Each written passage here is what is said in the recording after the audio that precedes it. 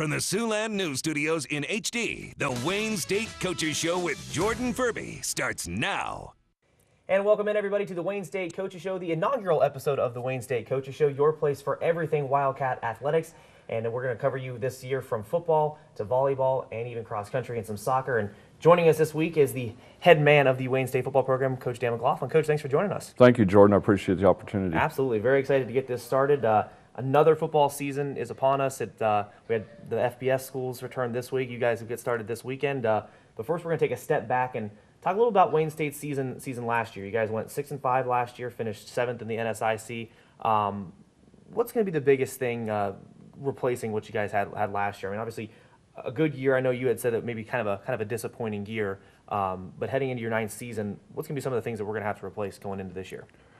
Well, a great senior class, some outstanding football players, probably led by 2 All-Americans, Rich Daniel, a defensive end, and Randy Wyke, our punter. Probably headline the class, but several other very good players as well. Max Martin, kid out of Sioux City North, our kicker is outstanding, is gone.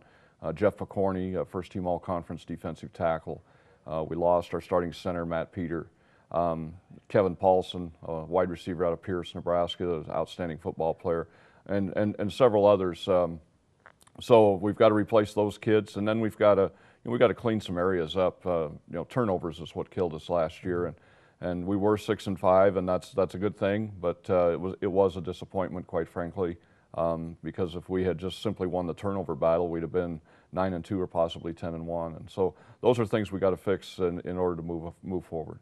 And we'll talk a little bit more in coming up about what you guys have returning this year. But looking at the starters that you lost, obviously you lost some big names. An All-American punter, a 3-time NSIC defensive end in Richard Daniel. But really, you didn't lose too much. Only 2 starters on offense and 3 on defense. So you do still return a lot of talent. But filling those gaps, obviously, those are some big shoes to fill. Absolutely, and several very good players back and still young. Absolutely, we're only looking at 5 or 6 seniors playing again this year. So they'll be back again. But we've got to fill those spots. So we've changed our look defensively to try to take some of that pressure off of that defensive line, and then we've had some kids step up offensively for the other kids that I think are going to show well. We'll just have to find out. And one of those spots that is obviously every year, and it takes a lot, and they're kind of the key of the offensive line is center. How's that going to play in effect replacing a guy that you lost like Matt Peter?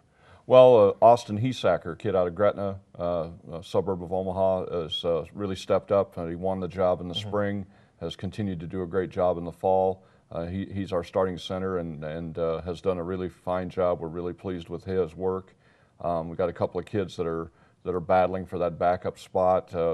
Ryan Porter, a kid, 8-man kid out of Brady, Nebraska, way out west. Garrett Bedke, another kid out of Pleasanton, Nebraska, that's battling for the backup spot. And then our starting right tackle, Abram Walker, who's an outstanding football player, has also played center. So if something happened in a pinch, he could also play. So we've got some depth there, but we're really pleased with Austin Hesacker. He's done a great job. All right, very exciting, and obviously plenty more to still cover here on the Wayne State Coaches Show. Coming up, we'll talk about the offense, defense, and of course this week's opponent when the Wayne State Coaches Show continues. Siouxland News presents the Wayne State Coaches Show on Fox 44. Brought to you by the Diamond Center, State National Bank, Pack and Save, The Max, Arnie's Ford, Michael Foods, Northeast Nebraska Insurance, and Wayne State College and the Wayne State Foundation. And welcome back to the Wayne State Coaches Show. We're here with head coach Dan McLaughlin talking about what the Wildcats bring back this year. First, we're going to start with offense. Coach, you guys bring back 9 returners on offense. Obviously lost a couple key positions to graduation last year, but still return the majority of your players to the team this year. And you got to feel good about having Charlie Davidson back, obviously your senior running back. He's outstanding. He was the conference newcomer of the year last year. Junior college transfer, originally from Kenosha, Wisconsin. He played at College of DuPage.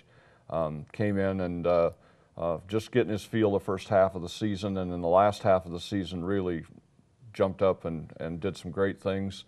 He's picked up right where he left off, had a great spring, has had an outstanding fall. I think he's the best running back in the league, and we're looking forward to great things from Charlie. It's always nice when you can have a workhorse like Charlie to kind of ease your nerves a little bit. Oh, absolutely, absolutely. And if there's ever a doubt about what to do, find a way to get it into his hands. It's about players. It's not plays, and we can find a way to get the ball in his hands. Usually, good things happen. Now, lining up in front of him under center, you guys are going with redshirt freshman this year, Zach Osborne, quarterback out of Harlan, Iowa.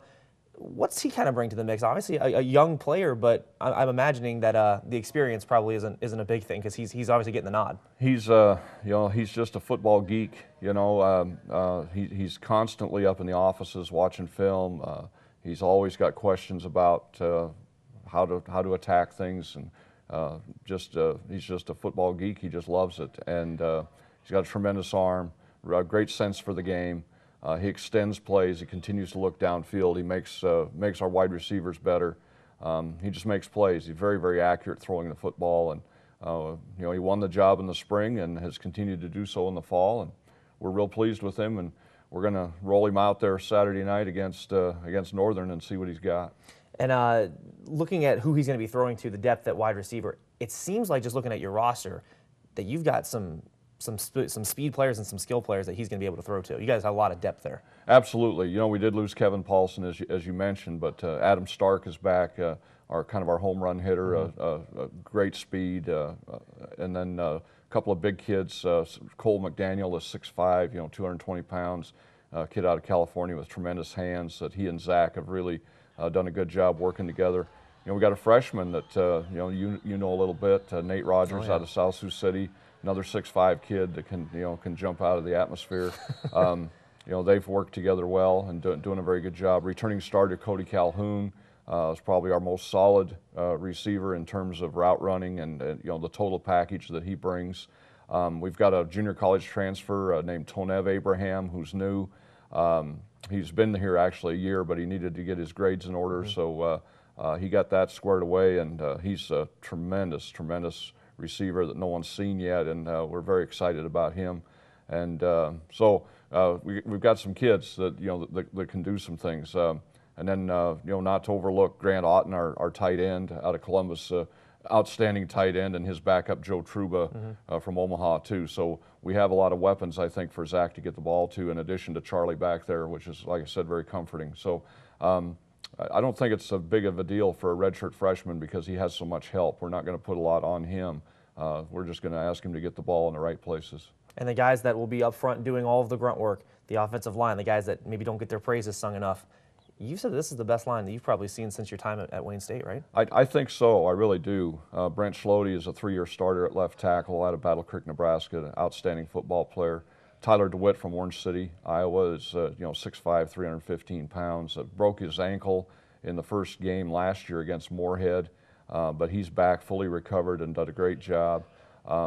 The kid who filled in for him, Taylor Jensen from South Sioux City, an outstanding football player, started 10 games as a true freshman. So he's back as a true sophomore at the other guard spot. We've mentioned Hesacker at center. And then our right tackle is Abram Walker, who's will be starting his third season. So a lot of experience, a lot of athleticism, a lot of size. Those kids have looked really, really good, again, in the spring and the fall. And again, you put those two big tight ends, Otten and Truba, in there with them, and it's an opportunity, I think, to move the ball. All right, well, it should be very exciting to watch on the offensive side of the ball. They say defense wins championships. We'll see what the Wildcats have bringing back on the opposite side of the ball when the Wayne State Coaches Show returns. And welcome back to the Wayne State Coaches Show. We're now talking about what the Wildcats bring back on defense. Coach, another place where you guys bring back a lot of starters, 8 returners on defense. But this year you have a new guy that's coming in who's not a player. We'll talk a little about that. Yeah, we hired Mike Aldrich as our defensive coordinator. Mike is the former head coach at Augustana. Had a lot of success up there. Was the regional coach of the year 3 years ago. They beat Grand Valley in the playoffs. Outstanding football coach. Really pleased with what he's brought to the table. We've changed our defense to the 3-4, and we think it fits our personnel better. And he's done a great job of installing that. Kids are confident. They're playing fast, and they're going to be fun to watch. So very pleased with that addition. Now, running the 3-4 defense, for those who aren't familiar with football, that really helps you guys kind of speed up the game, right? Well, it gets more speed on the field for certain. You know, it's just a matter of, you know, those defensive linemen are probably the hardest position in the game to recruit. Yeah. They're the hardest guys to find. And so in the 3-4, you got one less. And linebackers are, you know, they're easier to find. And now we've got one more on the field. So you've got more speed, less size. So, you know, there's a give and take there. Different philosophies on how to work that, but we're pleased with how it's worked so far for us. And one of those guys returning on the line is Jeff Vanentop, one of your DNs. Is he going to kind of be the leader of this defense? Absolutely. Well, certainly the leader of the front. Yeah. You know, probably the leader of the defense is Austin Pomeisel, who's started every game since he's been at Wayne State, a kid out of Grand Island Northwest at free safety. But Jeff is a tremendous defensive end out of Boyden Hull. You know, it's a great football player, and really looking forward to a great year out of him. And then, you know, a kid that's going to jump at you a little bit is Tony Bobo out of Sioux City North. He's going to start for us at nose guard as a redshirt freshman. He's done a tremendous job for us as well. So, you know, we're excited about that and looking forward to the opportunity to get on the field. And you touched on this briefly, linebacker on the defense, the linebacking position. You guys are going to have 4 of them out there now. And it sounds like you guys are playing to it, and obviously you said that that's a strength of the defense, and that's just going to play right into the 3-4 scheme. It is. You know, we have a lot of kids who are 6'2" to 6'4", that are 205 to 225 that can run. Yeah. And they're just a little bit light probably to play defensive end, but they can play in space. And we've got several kids like that. Zach Bierman, a kid out of Battle Creek, Nebraska.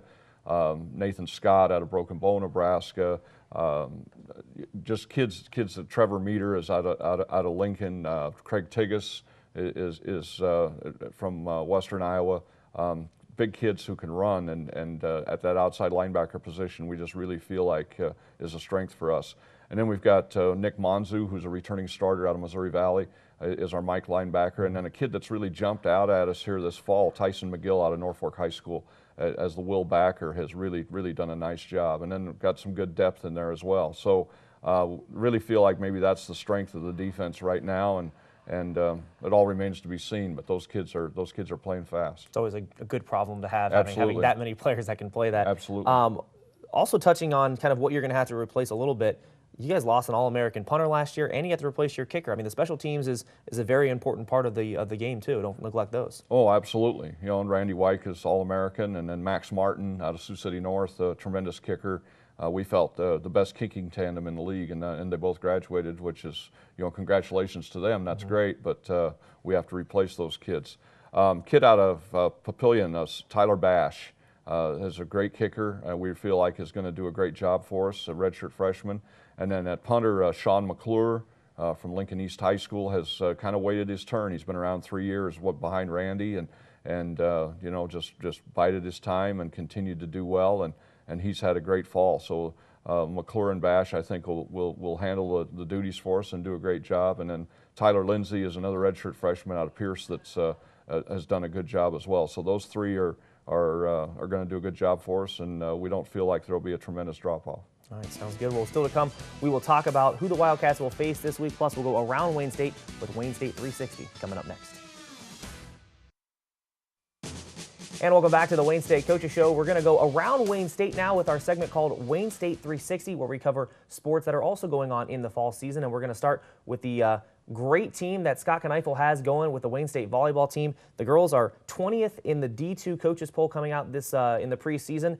The team got their season underway Thursday in the Concordia St. Paul tournament. Obviously, Wayne State has had tremendous success since Coach Kneifel has taken over. They will be looking for their 9th straight NCAA tournament berth coming up this season, and the Cats return a bunch of talent this year. They have 11 freshmen and sophomores, along with 4 seniors, coming back from a team that went 22-10 and made it to the first round of the NCAA tournament for the 8th straight season. So we want to wish best of the luck to the Wayne State women's volleyball team, and we'll have more from them coming up a bit later in the season. Coach, coming back now, I want to talk a little bit about the recruiting that you've done in your time at Wayne State.